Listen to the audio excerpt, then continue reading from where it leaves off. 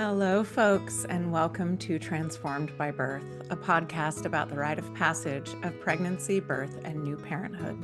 I'm your host, Britta Bushnell, author, mythologist, childbirth educator, and all around deep diver with a side of goofball. I'm so glad you're here. Today's episode tackles some of what's hard about motherhood. So grab your comfy beverage of choice. I've got a matcha latte in my mug today. Or take us along for a walk as we navigate into the waters of motherhood overwhelm with the amazing Beth Berry. Before we begin, we start the way we always do by lighting a candle.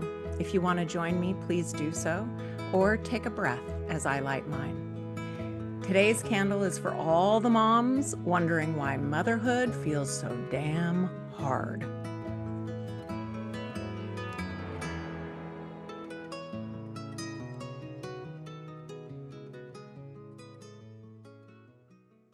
So is motherhood bringing you to your knees? Do you love it some days, yet want to curl under the blankets on other days, feeling utterly defeated?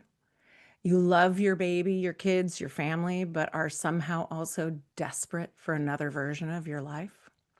Buckle up, folks. We're going to look right into the eye of that tiger today, rather than just wave our hands in the air saying, "What tiger?" Parenthood can take an often outsized toll on moms in particular. We live in a society that lavishes love and attention to mothers on Mother's Day and strips us of systemic supports every other day. But don't worry, says the messaging of the overculture, build your village. That will support you. But where the F is the village? Today, I'm excited to welcome Beth Berry, a fellow coach, teacher, and author of one of my go-to recommended books, Motherwhelmed. Although Beth and I have never met in person, we've worked together in different forms over the years, and I have profound respect for her work. You might know her through her popular blog, Revolution from Home, or the many online courses, small groups, and retreats she offers to help mothers deconstruct disempowering narratives and live more meaningful and liberated lives. While Beth is a powerhouse coach of other mothers, she's also gained a ton of wisdom in this arena through her own journey as the mother of 4 now grown daughters. Beth, my friend, can I call you a friend if we've never met in person? Absolutely. In this day and age, we better claim friendship. Yeah, right. I mean, and I think that actually kind of speaks to where we can even dive in today because you and I have never met, and yet I feel, and I just was saying to you before, like there's a sisterhood here with you, and I feel that you are part of my quote unquote village, even though you're on one side of the continent and I'm on the other. So let's dive right into this, proverbial village. Like, talk about that because motherhood feels so overwhelming, hard, lonely sometimes, and yet we're told, "Oh, just find your village." Yeah, or lean on the village. Talk to us about this. Yeah, definitely. So I don't even know how long ago now, maybe 10 years ago, I wrote a blog post. My most popular ever blog post was "In the absence of the village, mothers struggle most." And it just stirred up this conversation that led to then groups about it and one-on-one conversations about it and weaving it into my book, because I really do think that this is at the heart of almost all of our struggles as mothers in this day and age. And yet it's the kind of challenge and set of problems that does not have a clear and easy set of solutions. And so it ends up sometimes feeling like one more thing we're failing at Right? because we Yeah. haven't been able to figure this one out either. I've had clients who say to me, well, I know I need my village. I know I need to find my people, but I suck at that too. Mhm. Like I'm having a hard time with this and I'm having a hard time with that. The sleep, the feeding, the sense of self. And now you're telling me I also need to be the one to find a village. Yeah. Like, Yeah. no wonder we're overwhelmed. Totally. And there's some real injustice in that because it's never supposed to be that way to begin with. That was never supposed to be the job of the already overwhelmed and vulnerable mother of a young child or young children to then have to also create her support network and community that's supposed to be in place for us. And that's part of the reason it feels so impossible is because it's out of order. And it's sort of put upon us because there aren't better solutions. But I don't believe that we're the best people to be doing that culture building work during those most vulnerable times because we're already doing so much caregiving work in our homes. And like you said, sleep deprived, our identities completely shaken. So much has changed for us in that stage of life. So I think it's actually, interestingly, largely the work of those of us who are in the phase that you and I are in, where we're a bit older, our kids are grown, and now we can be uh, more effective as culture builders, right? But that's like the idealism. That's the idealistic version that we would then be able to help create culture for younger mothers, which is what you and I are helping to do. And there's not enough people in those roles to be able to solve the problem for all the mothers out there. Right. So, Because so much of it is actually a systems issue, exactly. not, and yet the overculture kind of tells us that if we're not thriving, it's an individual problem. Right. And that kind of perpetuates a cycle of difficulty and struggle for so I many. Yeah. totally. I think it's like the one of the core stories I think that my work is trying to deconstruct and rewrite is this feels so hard because I am personally inadequate. Actually, this feels so hard because the systems, the structures, the norms, the narratives are not set up for our thriving. They're not set up for the thriving of children, of families. They're not set up for the wellness of humans or other creatures. That's actually not what these systems have been set up for. Yeah. So it's no wonder that it is so hard to thrive within these systems. And building a village is sort of like one massive undertaking on top of all the other massive undertakings that come from parenthood in the modern era in this late stage capitalism society. Yeah. Now it's interesting to hear you talk about that and that feeling of individual, suffering or individual pointing the finger at self as sort of that problem. And I'm reflecting back. I mean, my kids are, out and grown like yours and, off into the world of their making. And I can still really pretty easily catapult my memory bank back Mhm. to those early days. And I lived in a small town that was not walkable, it was hikeable. I had Mm. hiking trails all over the place, which was great, but it wasn't walkable for community purposes. So it meant a car for anything outside of hiking. And I was starved for this proverbial village that Yep. in some ways I had moved to this community-based town to find and went hunting for other people.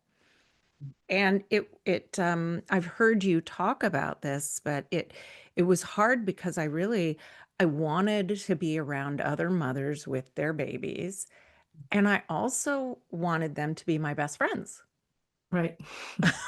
I also wanted them to be spiritual seekers, Mm. and I wanted them to, eat like I did. And like, there's a lot that I also put in place that made it also hard for me, not Yeah. just the system working against me.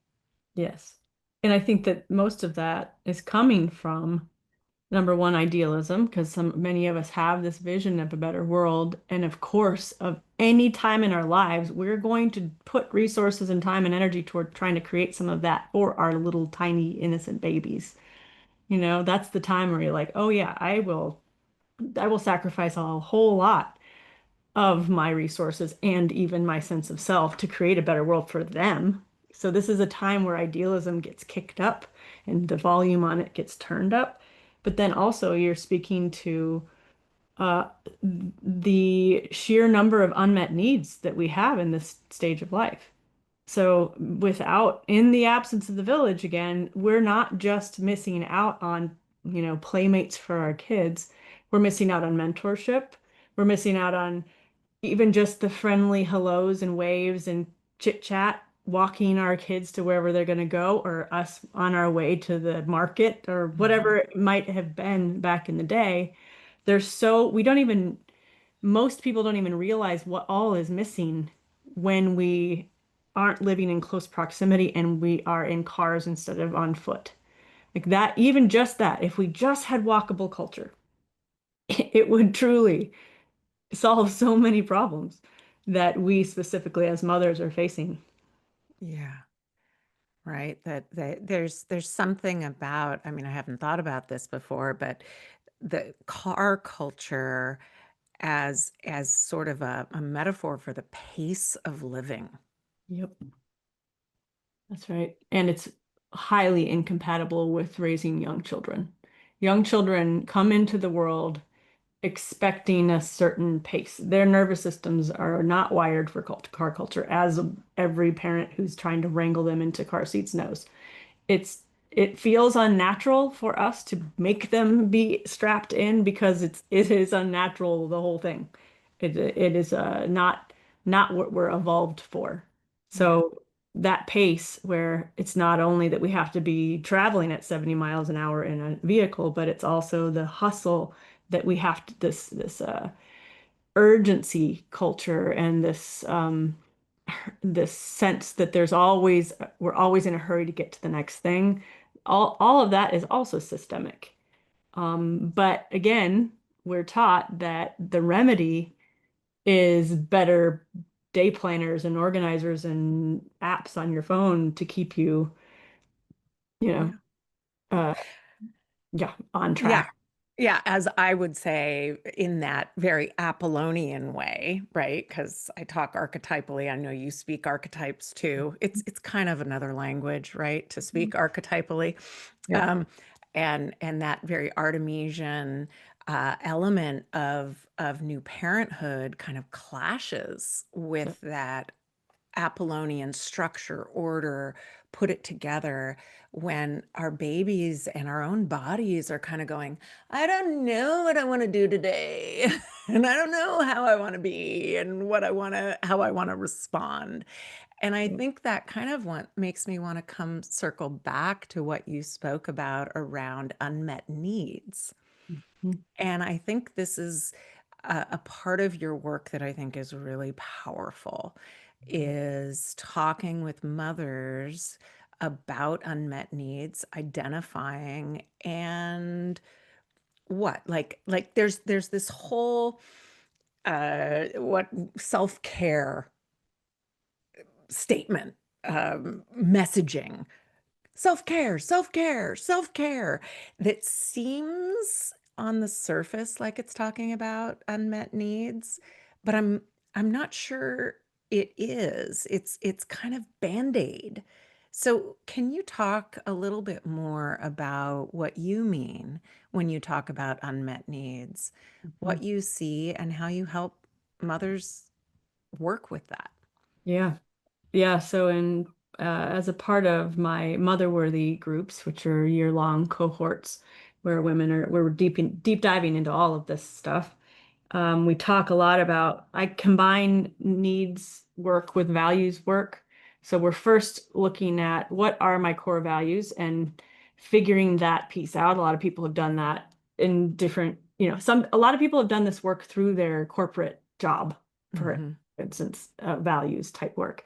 But we kind of take it in different directions and break down a lot of the I don't know, misconceptions around what's possible in these assessment tools. They can I be, love I love that in part because if folks are doing that values work within their corporate, Mhm. there's a need to redo it Yes, as a yes, mother. because you get to have different values You out in do. the work world, and especially we sometimes don't realize that I don't I don't see it so much as our values change all that much of over a lifetime. What I see is that things like parenthood draw out different values that perhaps were buried beneath shoulds or hyper responsibility or a sense of self that was, more structured around our ego or whatever it is. All the shit that motherhood strips away, suddenly we're laid, we're face to face with a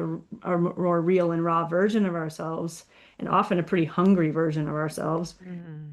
And then uh, vulnerability, we get to, and in that Artemisian time, we get to start to take stock in a new way. So what are the values truly? And like the values beneath the values kind of work, really getting deep in there. And then connecting these with our unmet needs.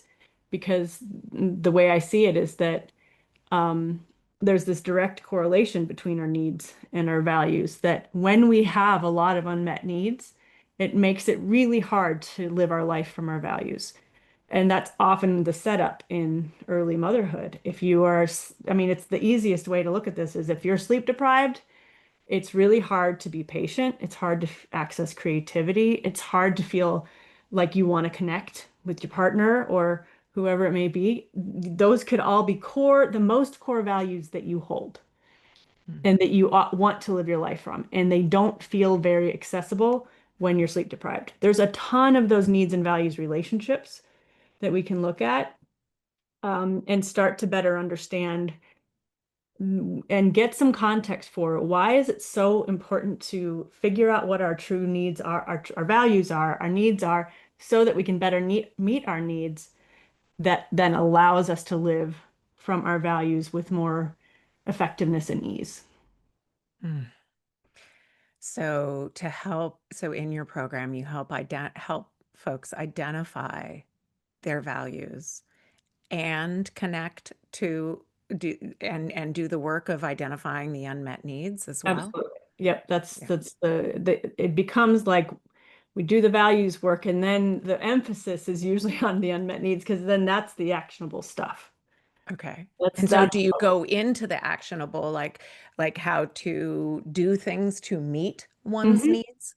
Yep. And what needs to be then deconstructed. So that's 1 month. And then the very next month we get into story deconstruction and what stories actually need to go and be reworked and retold so that we can Okay. better meet our needs. So what do you mean by stories in Mm. this instance? Because stories means a lot of things. So Sure. what stories are you deconstructing? Like, what do you mean? Yeah. So gosh, there's just so many of them. But so let's say that I have a story that I hold, and this was one that I certainly did hold when my kids were little, that it was my job to make sure that my kids were uh, s- safe, protected, that their environment was as wholesome and nourishing as possible so that their innocence would be protected for as long as possible. And they're in that, I don't, that's not a narrative I necessarily disagree with, but it was so rigid Hmm. that it felt like no matter what, I was going to orient towards those things, even if it meant that I was losing my mind. Right. So the story, the one of the biggest story shifts that I had in my early parenting journey, maybe I was 10 years in by this point and I had 4 kids. Did I have 4 kids by then? Maybe I was 13 years in and then I had 4 kids by then. And this story was like, it is my job. The story, I kind of found the story within myself when I was digging around in there trying to figure out why I was just such a mess, and so it felt like I was losing my mind is what I felt. And I realized that I was holding on to this belief that the mark of the evidence of a spiritually devout person and a deeply loving, compassionate person is to sacrifice everything for those you love and to make up the difference that I felt this calling to make up the difference between what the society was not giving my kids and what I thought they deserved. Okay, I feel like we need to take a breath here because I don't think you're alone Hmm. in that there's I feel really tender as I hear you speak to that because I'm thinking about all the new moms who are also feeling like that weight is on their shoulders, especially right now where things are shifting and changing and feeling so hard. And there's this story in the way you're talking about it of mothers as the creators of the bubble protection from Yeah, all of that. yeah, That with sort of a capital T, that. And yeah. it's really it's painful. Yes. And you were doing some of your own deconstructing, not necessarily of the entire story for yourself, but the rigidity. Yes, the rigidity and the idealism that was actually not, it just wasn't working. Like I couldn't find enough hours in the day, enough energy within myself. And so then it was like a setup. It was a story that was a setup for a failure and or a felt sense of failure within myself because I had set these standards that weren't actually humanly possible. And then criticized myself for not meeting these impossible standards. Right. Okay, so that cycle, oh Yeah, my God, I'm so familiar with that cycle. I mean, I feel that in it to this day in parts of my life yeah, where I set a standard up where it's it comes from a really good place. yeah. I'm setting that standard from a place of hope and aspiration. Mm, And when I'm talking about my kids, it's coming from a place of feeling how important they are. yes, yes. So it does feel a bit like a setup to then use it against myself Mm-hmm. when I don't measure up, almost because of how important it feels. Yes, completely. So like you said, these standards come from a really good place. I would say that they come from beautiful, yet often not yet matured intentions. They're just not seasoned yet. You Mhm. know, like this idealism is, it is such a tricky one because until we mature, this is another part of the work that I do is we look at our strengths and our superpowers. I'm an idealist through and through. Like it definitely drives so much of what I do. I have these visions of a more beautiful anything really, and beauty is one of my core values. And so I put a lot of energy into trying to create beautiful things, beautiful experiences, revering beautiful people like little humans, you know. And Yeah. but what ends up happening when we're living our lives from these ideals is that we're essentially saying it ends up being uh, leading to, unless we start to include ourselves in this picture of more beautiful world, um, it ends up resulting in uh, like self-abandonment, in self-harm, unintentional self-harm, that we are creating the conditions where our thriving is not actually possible, but we're trying to make it possible for someone else. And that doesn't actually work that well because Mhm.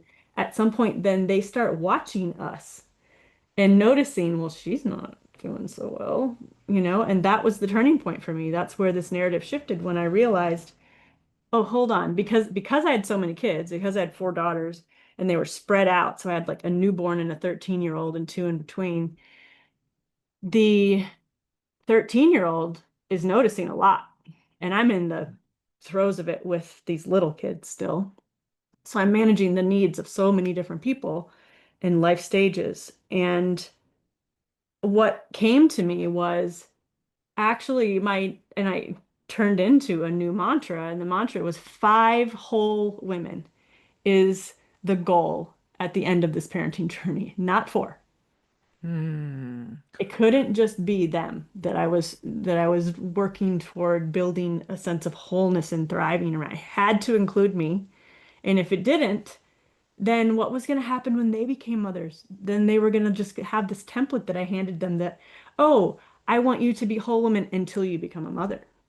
And then you should drain yourself completely to the point where you're scraping from the marrow of your bones and trying to figure out how to enjoy your life at all, even though you love your kids. Like, no, that's not what I wanted to pass along.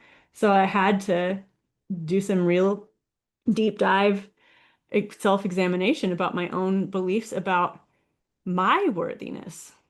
Hmm. And that's the name of my program is Motherworthy because it's really work rooted in worthiness. That if we're saying that our kids are worthy of these beautiful lives, we have to include ourselves in that picture.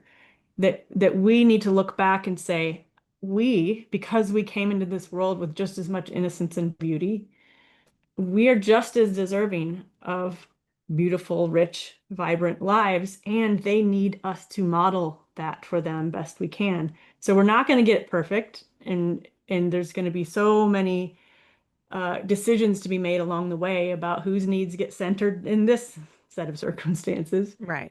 But we've got to be in that calculation in order for them to ultimately have an outcome that we feel proud of that includes their wellness long term. Oh, yeah, I love that. The 5 whole women. I'm to be raising 4 daughters and see that mirroring as you're going must have been incredibly powerful. I mean, I can kind of feel it in my body as I hear you. And And can I say something else about that? yeah, It's just coming up. I hadn't quite thought of this before because I haven't had this particular a conversation around that stage in my life in a little while. But so tomorrow I drive my youngest daughter off to college, So I'm right there at this like transition tomorrow. tomorrow. Wow. To first year of First college? year of college, my last Your one last one. So you tomorrow are actually on the threshold on it right now. Yep. right now. Like, Yep. My oof, office has boxes of all the dorm stuff. We're packing it up in the morning and driving her away. And, wow. so it's a really interesting time of life. And what I'm looking at now that I hadn't quite seen before this moment is that in this goal of 5 whole women, and this might be a little tough because I know that a lot of your audience is has younger kids and babies, but I think it's still an important seed to plant. And that is that I can tell you that what has happened in this journey of having that goal, I feel now that my wholeness is something that because we can only really control our own set of circumstances, our reactions and our interpretations of life. But what I can say is that I am more whole than any of my kids right now. My kids are all in their 20s and one of them's 30 and they are figuring shit out. So you're not going to see wholeness. That is not going to be evident for a while. You might have to actually see them and witness painfully them going through an adolescence where their wholeness feels like very far away, or they're actually less authentic than they ever were. The life has got a hold of them, the overculture is coming in and really, uh, changing the game completely. But I feel so grateful that I had that. sense back then because I feel truly like a lighthouse. You know, like they're going to be out to sea doing whatever they do, which is totally age appropriate. And because I decided that that was important, that I was important, and worthy enough of a thriving, of a life that I felt proud of too, not just for them. Now they have a lighthouse as they're out there exploring the world that they can see the shoreline, even though they're going to struggle to try to figure out this wholeness piece because that's what you do once you're like adolescent and in your 20s. It's not just a given. So it's just strikes me that even if we go through seasons where we're like, shit, I don't know, is this working? I think there's the trust that this is a long game. My 30-year-old is so impressive to me. She's coming back, She went full circle. She went way out to sea, and that was scary shit in her adolescence. And she's coming back. She's like totally on the shoreline with me a lot of the time, and my 25-year-old as well. They're once that prefrontal cortex gets Mhm. fully formed, man, hallelujah. It is just a glorious thing. Yeah, and I love this because it's speaking to, I think that illusion that we sometimes hold that it's our responsibility to make them whole, Hmm. Hmm. which also loads so much on our shoulders that is actually not ours to hold. Yeah. Nope, it's not. That this image, this metaphor of the lighthouse, it's like they're they will benefit if we have bedrock under our feet, Yeah. if we are shining our light of what matters to us and engaging in that. They can get messy. Yeah. They can explore their own creation because their lives are not ours to craft, Yeah. but to help release into the world, to and to be that anchor point. I mean, what's that poem about, we are not, oh, now I'm going to mess it up, but it's, we are the bows from which we launch our children, Right. not the one, we're not the arrow itself. We're not Yeah. that's them. Yeah. And Yeah. so your girls going out on, out on the on the metaphorical sea, but you're the lighthouse. Yeah. Yeah, absolutely. This actually ties back into this village piece. There's something coming up around this for me because uh something I've been thinking a lot about, given that I'm at this stage where they're all, flying the coop, is that part one of the um consequences of this villagelessness is that we, and especially those of us who uh, have this natural inclination to really bond deeply with our babies. Like that's the orientation. It's not as much, not every mother has as much of that feeling. Hmm. I need to be the one. They're like living on my body for years, like that was me for sure. So we bond really deeply and in a beautiful way. And if they are only bonding with us in that way, and with sort of this intensity that I actually believe they're meant to be bonded with multiple adults, and feel a sense of safety and community among multiple adults, as would be the case if we lived in healthy villages. Um, one of the consequences that I'm now noticing is that this stage where I'm releasing them into the world, it doesn't just feel heartbreaking. It feels like almost like an attachment wound, like a reverse attachment wound. Like I feel like actually I feel some anger that's been coming up around this lately of like, okay, so as a society, in order for me to have like healthful kids with healthy attachment, I had to be the one to attach. This is the story, one of the stories I had. I had to be the one attaching to them and providing for their needs just 24/7, right? So I did that and I did it well. Did it as well as I think I possibly could have. And a lot of self-sacrifice in those early Mhm. years. So we bond super deeply, and I think more deeply in some ways than is actually healthy, given that we're going to have to let them go.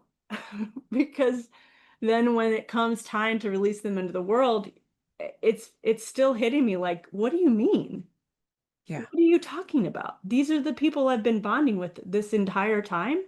And now you're saying I'm just supposed to trust enough to let them into the world. So I think even though I don't have the answers or the template for this, and some of this is coming from my my idealism, if I had if my kids had bonded in a healthy way with more adults when they were young, and my nervous system was able to relax into that knowing, I think this stage would feel less painful because given how deeply bonded I am with my daughters, sending them out into a world where I don't know who's there to hold them, it feels wrong, actually, in my body. It feels like I'm doing a dangerous thing or an irresponsible thing. Um, that it's hard to trust that the world will hold them. If though they had more healthy adults who they were bonded with, and I think that this is possible through the years. Lots of different people can help hold our kids.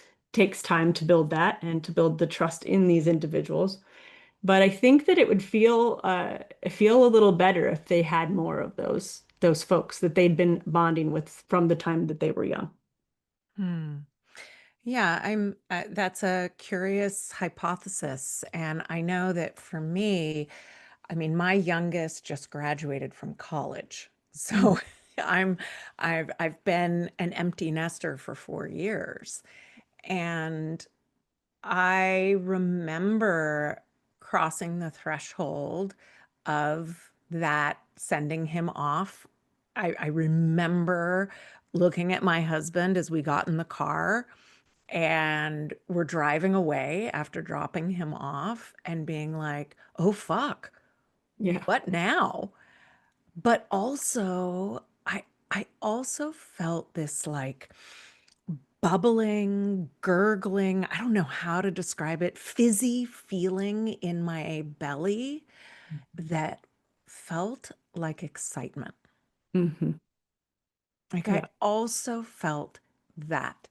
And as I hear you share this hypothesis, I wonder if that's some of where that came from, because I definitely did have other adults who Hmm. I leaned on. Hmm. I mean, I met a mom in a baby group when our babies, who happened to have the same name, by the way, but when our babies were just, I don't know, I think they were like 6 months old, 5 months old. And that baby group became my lifeline. Hmm.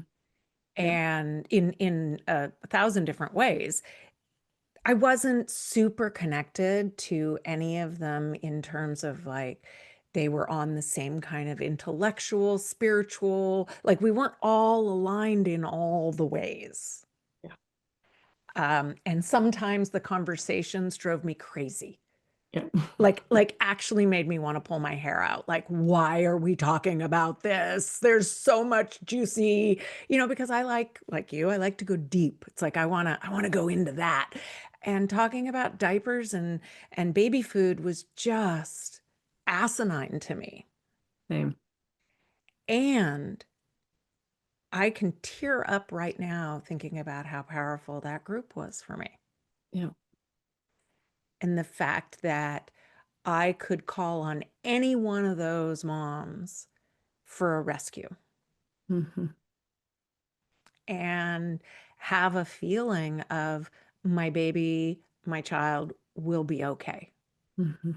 They won't eat the same way that they do at our house. They won't, fill in the blank on a gazillion other different things, but I could call on them for rescue. Yeah. And that did hold me through those early years. And then as they aged, also pulling in, I mean, we did some really, maybe some people might think really wackadoodle kind of things in our community because I lived in an alternative kind of town. And we did something that one of the dads of that baby group Mhm. put together called night circles. And it was groups of men coming together. I raised boys, you raised daughters. And these men would come together to teach the squires, so to speak, the young men, how to step into their lives Yeah. as men Yeah. in the messiness. And I mean, and this was when they were tweens, right? Mhm. Like young, but coming into what does it mean to grow older? And that feeling of others may have helped in some Yeah. ways because I did have sadness and loss in letting my kids go off into the lives that they were creating for themselves. And I mostly felt excitement. Hmm. Yeah. I think there's something to that. And while I did manage to weave some of that in for my kids, healthy attachment with other adults, some rites of passage, marking and ceremony and such, we also moved a ton while Mm. they were young. So we started over with that bonding process a lot.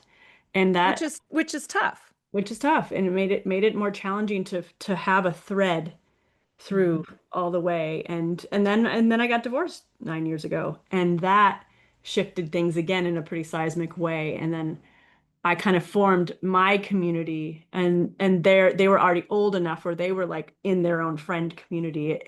Yeah, so it's just interesting to think back about to the things that it feels like were really significant in shaping our family system.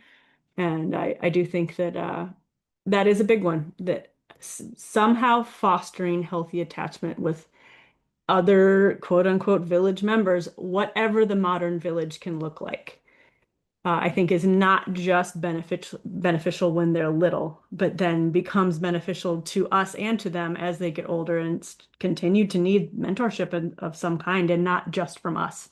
Yeah.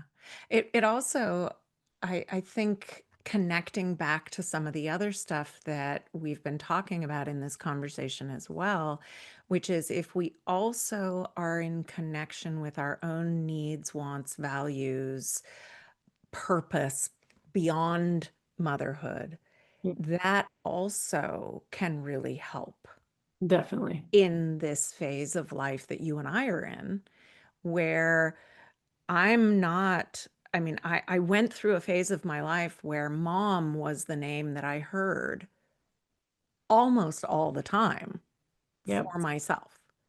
Yep. Now it's pretty infrequent. It's only when I'm purposefully talking to my kids. Right. I don't just bump into myself as mom, You're right. if that makes sense. Yeah.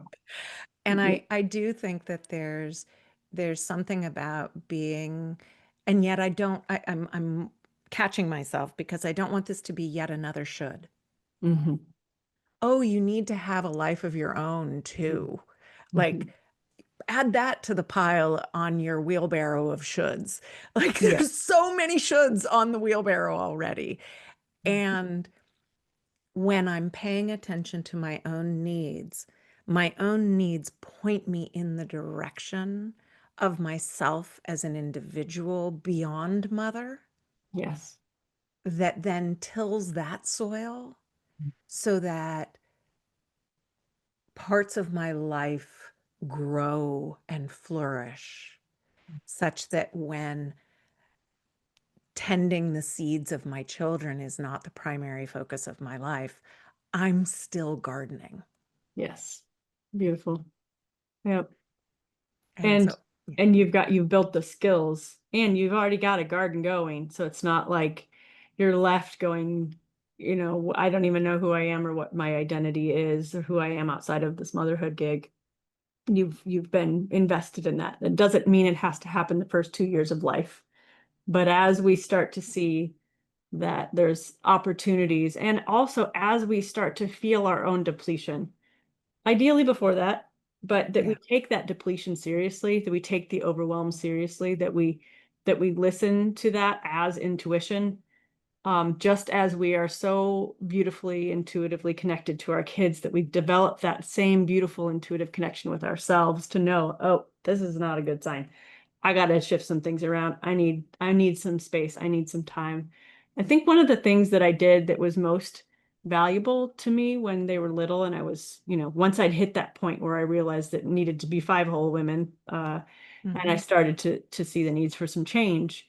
I took one night a week, and that was my night, and I was religious about it, and it changed everything really. And it was because the way I look at it now, you can see how someone goes away for, I'll hear this a lot, like, oh, I went away for half a day and I went and got coffee and I went to the bookstore and I'm coming home feeling like angry, like even like worse almost for having gotten just a little bit. And it's because when you're in starvation and you taste food again, you realize it's not okay to just eat once a month.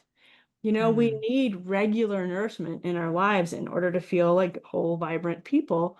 So the having a once a week night, evening away, and it was first I joined a knitting group, and so I was getting multiple needs met.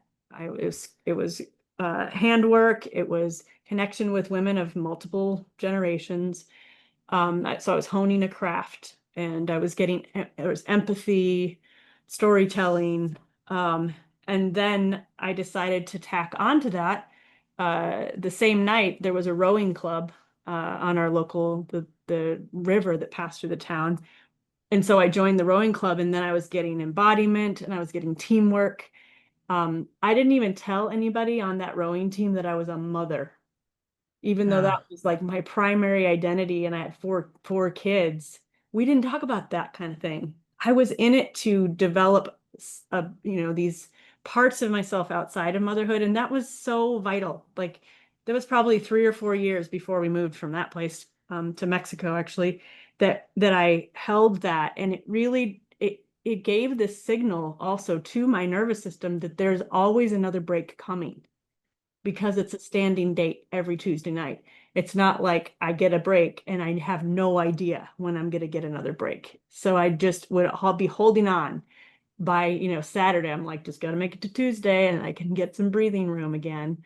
And that was really vital. And it didn't have to be I didn't need to like build a whole career outside of what I was doing or take tons of time away, but like 4 hours a week, it really saved me. yeah, I love that. And I'm reflecting on, I actually think in many ways I went to grad school to get that. Yeah.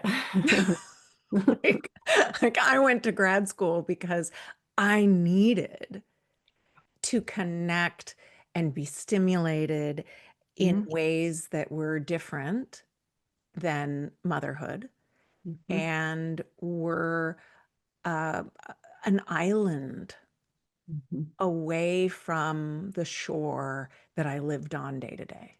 Yes. And I know it's a privilege to be able to do that. And to the way you did it is you carved out 4 hours Mhm. of that regularity, and it still made it a huge difference. Mhm. Yeah. Yeah. And it specifically made a difference. And it might have been more like 6 hours. I don't even know. But it specifically made a difference because it was meeting so many needs at once. Hmm. So exercise, nature connection, connection with other women, craft, building skills, all of that it was feeding me. It was fueling my soul fire. If it had just been like, I'm going out To a for movie by myself. Yeah. exactly that wouldn't have Yeah. met the need I that mean, it he, might meet somebody else's needs, right. but it wouldn't have met your needs per se. Right. And Yeah. this is part of the reason that I think it's so important to look at the needs of the individual based on the values and then move from there to figure out the best ways to meet those needs. Yeah. One of the things that you mentioned a couple of minutes ago that I would love to unpack with you a little bit in our remaining time is anger. Hmm.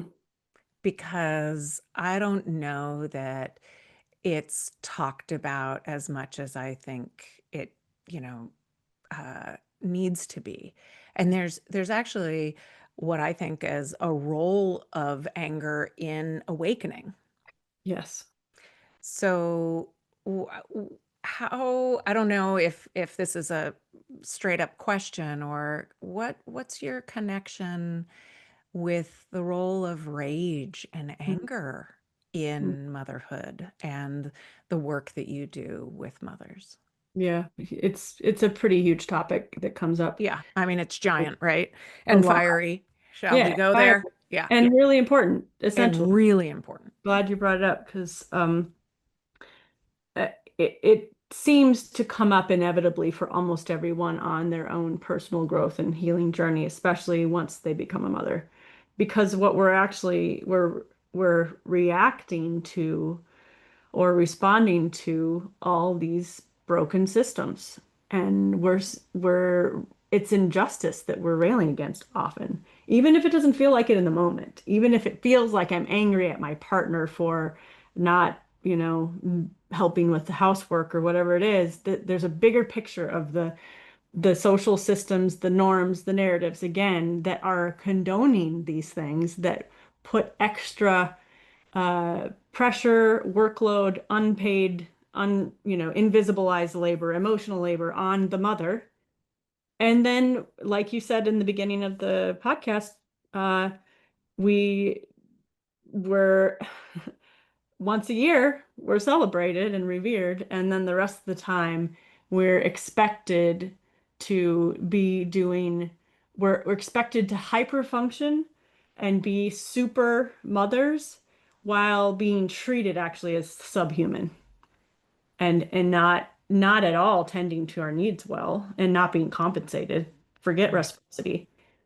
It's just extractive. I think modern motherhood is largely extractive. And so the anger comes up when we start to value, uh, either when we start to value ourselves more or when we see actually how important the role of motherhood is in the culture for our children, or when we recognize how imbalanced things are if we're in, you know, partnerships with men. So the anger is coming up as an ally to say, "Oh no, that's not cool. It's a protector part." And if we can really start to see it as that and trust it as that and build allyship with it, then I think we're starting to move in the direction of anger as a really essential support member of that team of inner support that we can start to build. Hmm.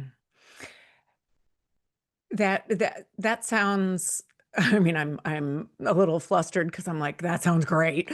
Um, to have anger in that role. And I'm also having a moment where I'm remembering the role of anger in regard to my children. Mm, hmm.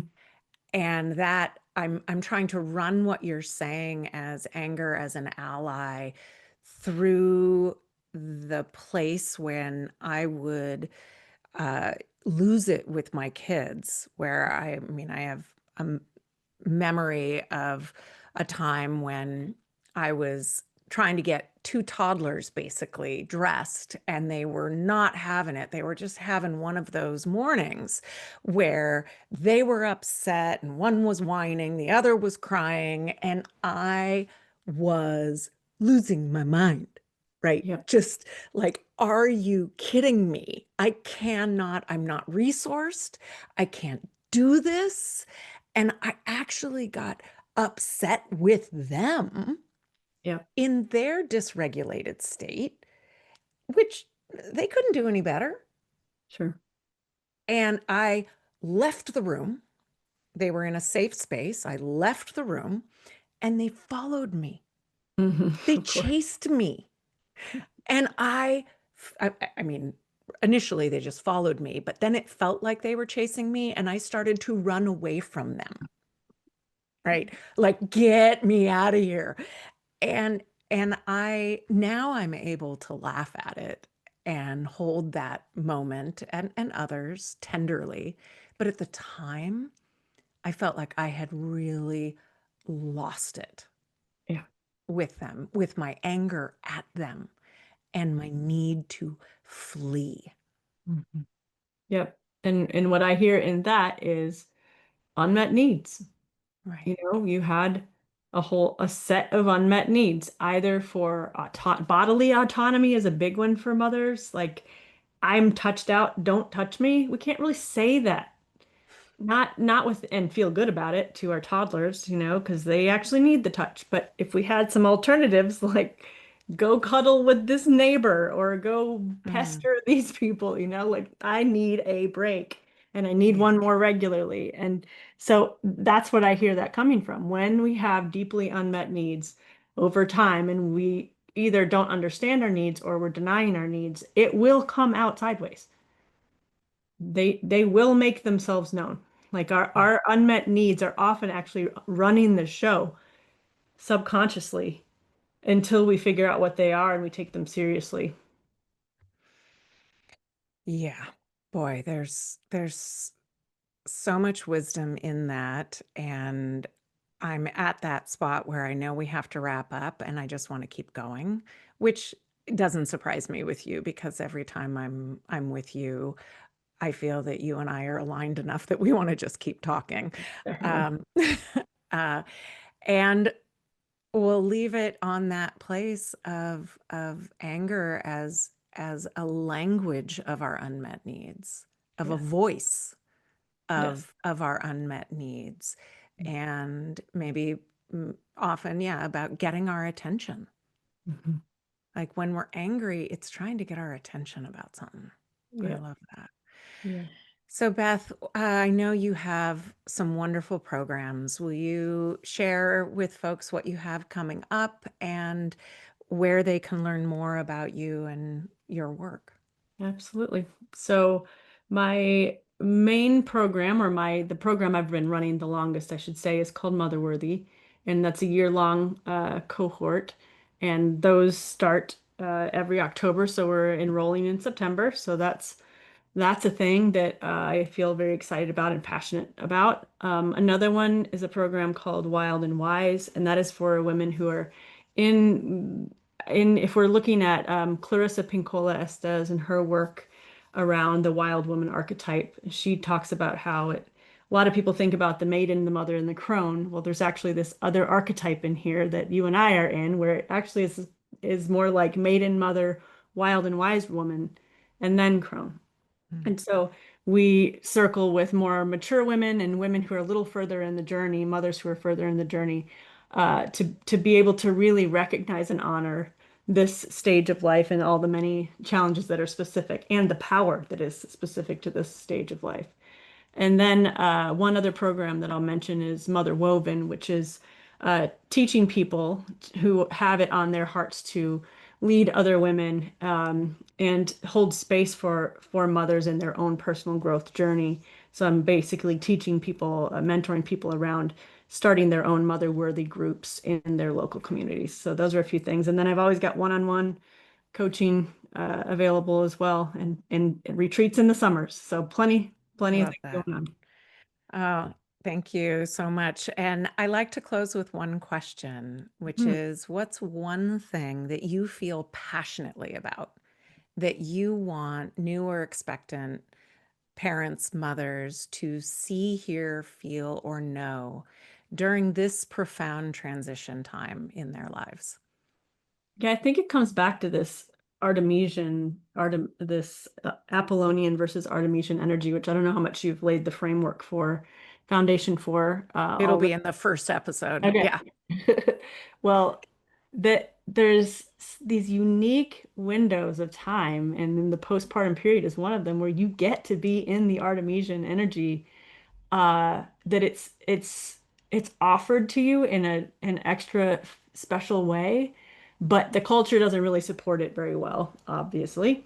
So I think setting ourselves up to be able to be accessing this Artemisian energy, by having the support of more community members, allows for, I think, a more fluid and natural and more embodied, supported transition, to Mm, just be able to be in that wildness of the Artemisian periods when they do present themselves. Because then you get into another phase and it's harder to access it again. So I really cherish those times where I was able to be closer to Artemis and in that archetype for more of the time, because sometimes it's just like all Apollo all the time.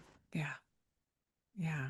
Oh, I love that. And that's different than I've heard on any of the other closings. So that's wonderful. Thank you so much, Beth, Yeah. for joining me and sharing your wisdom with my audience. I deeply value you.